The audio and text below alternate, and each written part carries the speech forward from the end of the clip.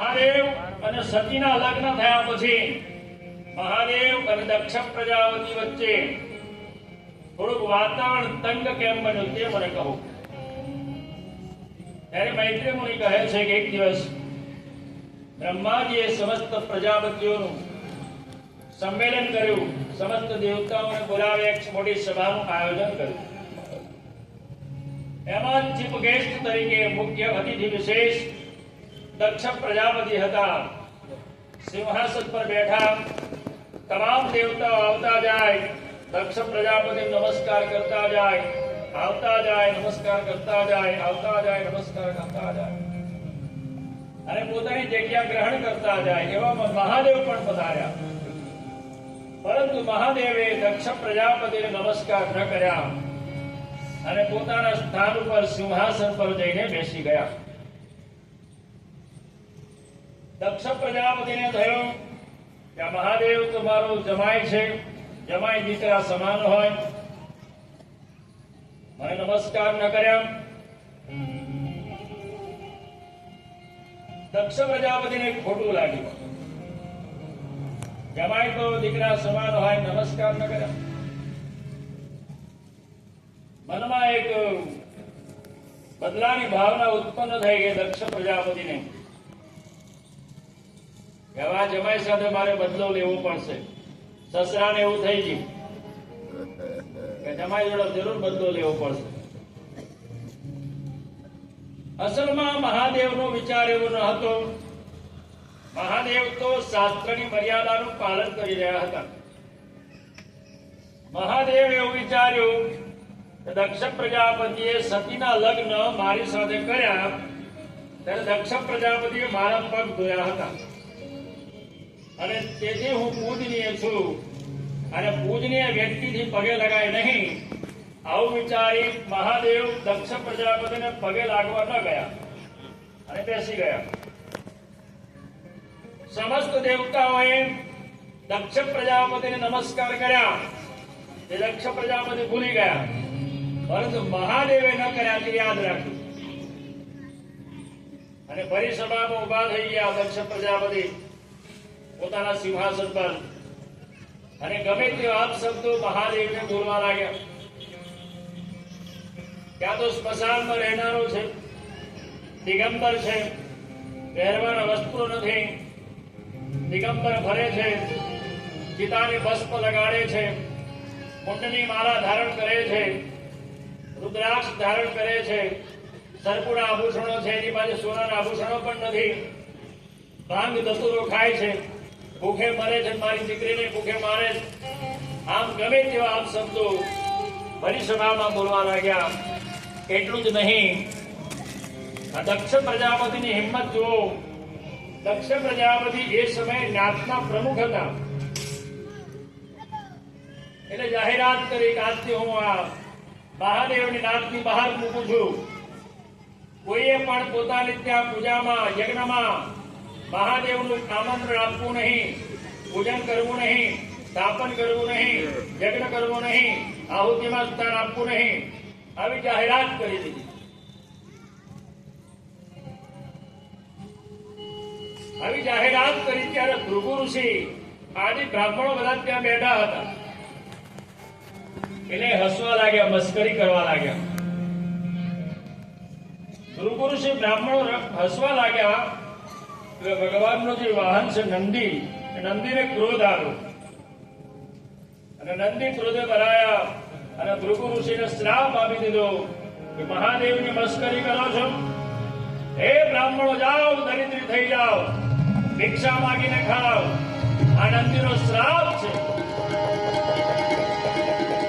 ત્યારથી બ્રાહ્મણો ભિક્ષુક બન્યા, દરિદ્રી બન્યા અને ભિક્ષાટન કરી, ઘર બધું કરી જીવન જીવતા થયા.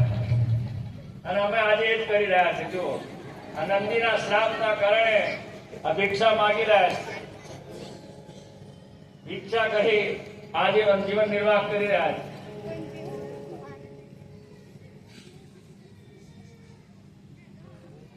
આજ ભૃગુ ઋષિને લીધે પણ ફરીવાર લક્ષ્મીજી નારાજ થઈ ગયા હતા અને આજ ભૃગુ ઋષિના કારણે નંદી પણ ક્રોધે ભરાયા. એક ભૃગુ ઋષિના કારણે આખા બ્રહ્મ સમાજને શ્રાપનો સામનો કરવો પડ્યો.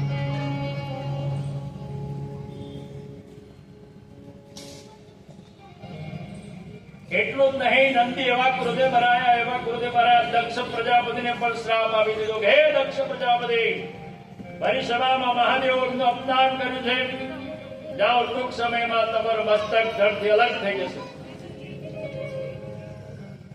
અને નંદી મહાદેવને કહેવા લાગ્યા, પ્રભુ આ તમારું અપમાન ભરી સભામાં મારાથી સહન નથી થતું, ચાલો કૈલાસ ચાલ્યા જઈએ. હવે બીજું કોઈ અપમાન કરે સભામાંથી એ પહેલાથી ચાલો. નંદી મહાદેવને લઈ સીધા કૈલાસ ચાલ્યા ગયા. સમય પસાર થયો. દક્ષ પ્રજાપતિના કહેવા પ્રમાણે બધાએ મહાદેવને આમંત્રણ આપવાનું બંધ કર્યું, પૂજન બંધ કર્યું, યજ્ઞો બંધ કર્યા. એટલે થોડીક ટાઢક વળી દક્ષ પ્રજાપતિને ઠંડક થઈ, ચાલો અડધો બદલો પૂરો થઈ ગયો, હવે પૂરેપૂરો બદલો લેવો છે. એટલે દક્ષ પ્રજાપતિએ બૃહસ્પતિ સાવ નામના મોટા યજ્ઞનું આયોજન કર્યું. બૃહસ્પતિ સાવ નામના મોટા યજ્ઞનું આયોજન કર્યું. યજ્ઞની તડામાર તૈયારીઓ શરૂ કરી દીધી. બધાને આમંત્રણ આપ્યું. દેવ, દાનવ, માનવ, યક્ષ, ગંધર્વ, કિન્નર, ચારણ, સાધુ, સંતો, મહાત્માઓ, બ્રહ્મર્ષિઓ, રાજર્ષિઓ, તપસ્વીઓ બધાને આમંત્રણ આપ્યું. પરંતુ એકલા કૈલાસમાં મહાદેવને આમંત્રણ ન મોકલાય. કૈલાસપતિ મહાદેવ જોડે તમારે બદલો લેવો જ છે. તેઓ પૂરેપૂરો દ્રઢ નિશ્ચય હતો, આમંત્રણ ન મોકલાયું. યજ્ઞની તડામાર તૈયારીઓ શરૂ થઈ ગઈ. એક બાજુ કૈલાસ પર્વત પર મા પાર્વતી અને મહાદેવ બેઠા હતા, અને કેટલાક દેવતાઓ વિમાન લઈ કૈલાસ પર્વત પર ધ્યાન નીકળતા હતા. માં પાર્વતીની દ્રષ્ટિ, માં સતીની દ્રષ્ટિ એ વિમાન ઉપર પડી. માં સતી મહાદેવને પૂછવા લાગ્યા, હે સ્વામી, આ બધા વિમાનો ક્યાં જઈ રહ્યા છે? મહાદેવે કીધું, દેવી, આ બધા જ વિમાનો તમારા પિતાને ત્યાં હરિદ્વારમાં, કનખલમાં મોટો યજ્ઞ થઈ રહ્યો છે, ત્યાં આ બધા વિમાનો જઈ રહ્યા છે.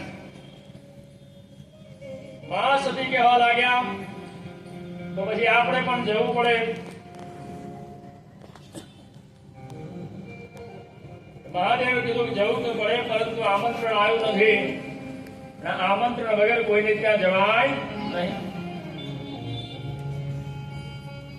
આવ નહીં, આદર નહીં, નહીં નયનમાં ઘર કરો જાઈએ, ચાહે કંચન બરસે મેં. આવ નહીં, આદર નહીં, નહીં નયનમાં वो घर करो न जाइए, चाहे कंचन बरसे में. આમંત્રણ વગર જવાતું હશે. મા સતી બોલ્યા કે હે મહાદેવ, પિતાને ત્યાં, પતિને ત્યાં, મિત્રને ત્યાં, ગુરુને ત્યાં અને સત્સંગમાં આમંત્રણની જરૂર નહીં. વગર આમંત્રણે પણ જતું રહેવાય. મા સતી તો સાક્ષાત સરસ્વતી છે.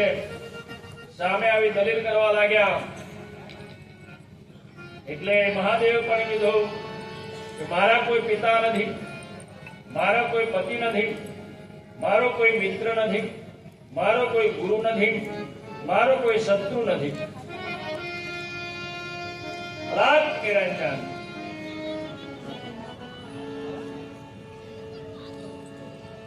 ભગવાન શિવજીએ કીધું, હું કોઈની જોડે શત્રુતા રાખતો નથી, કોઈની તારે મિત્રતા રાખતો નથી. તમારે જવું હોય તો જાઓ, હું નહીં આવું. મહાદેવે મા પાર્વતી, મા સતીને રજા આપી, તમે જાઓ.